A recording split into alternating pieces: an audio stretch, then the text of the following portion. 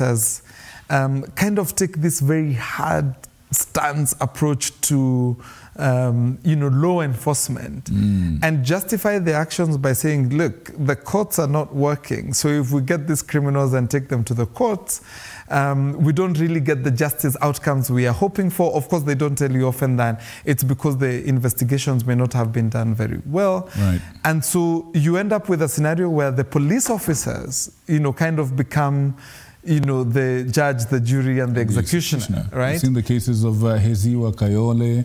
So quite a number of those, right? Yeah. And they also tend to become very popular because in a context now going back to where we had come from, in a context where people are over-policed and under-protected, when they see a policeman who is, promising to deliver on the justice outcomes, security and justice outcomes, in a quick and rapid manner, then these people become, almost celebrity-like, heroes. Right? Heroes. And I think this is really tragic to think about as a way of governing a society or even policing a society.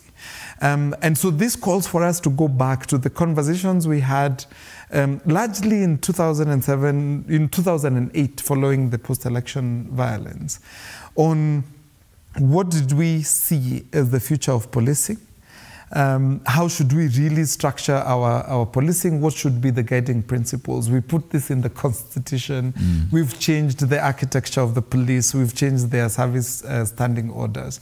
And yet we are still getting a lot of moving back because, in business, I hear this phrase that people use, that culture eats strategy for breakfast. Oh, wow. Right? So we haven't fundamentally changed the culture, the policing culture.